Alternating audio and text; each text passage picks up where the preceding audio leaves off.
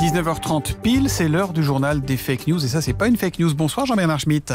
Bonsoir Thomas. Cofondateur de Spicy. Et ce soir, vous avez choisi de vous pencher sur une série de rumeurs à propos d'un vaccin contre le coronavirus. Et ces rumeurs, elles ont un point commun. Elles parlent de l'Afrique.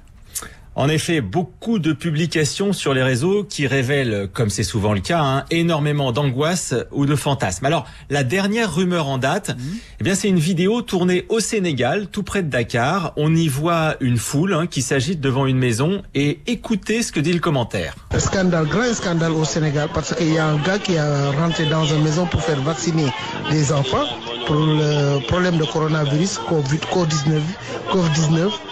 Il a vacciné 7 personnes, sept enfants. Sur le champ, ils ont mort.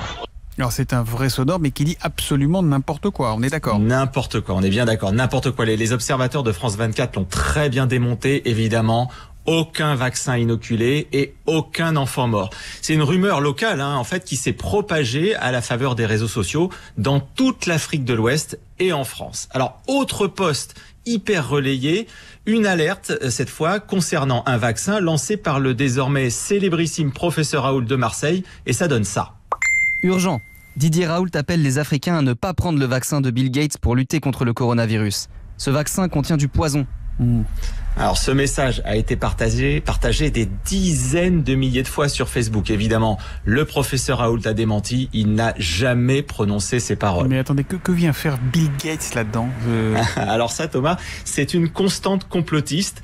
Rien de tel que le nom d'un milliardaire américain pour rendre une rumeur plus sulfureuse. Ce qui est exact en revanche, c'est que la fondation Gates a décidé de consacrer 100 millions de dollars à la lutte contre le virus. Oui, alors, faire un don de 100 millions de dollars, c'est pas la même chose que d'empoisonner les gens, évidemment. Exactement. Et en fait, on le note, ces fake news sur le vaccin en Afrique, elles ont souvent un point commun. C'est l'idée que l'Occident utiliserait les populations africaines comme cobayes humains. Ah oui, ça c'est vrai qu'il y a toujours énormément de posts là-dessus. Ouais, et ça a été alimenté notamment par un échange dont on a beaucoup parlé sur LCI le 1er avril entre deux scientifiques qui parlent de tests en Afrique. Alors ça vaut le coup qu'on s'y arrête.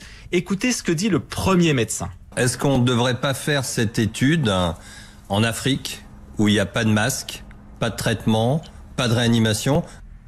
Alors, ce médecin, il a présenté ses excuses. Ses paroles ont provoqué un tollé parce qu'elles sont apparues comme une incitation à l'expérimentation d'un vaccin en Afrique. Alors qu'en fait, c'est pas ça du tout. Écoutez la réponse de l'autre scientifique. Vous avez raison, et d'ailleurs on est en train de réfléchir en parallèle à une étude en Afrique justement pour faire ce même type d'approche avec le BCG, un placebo.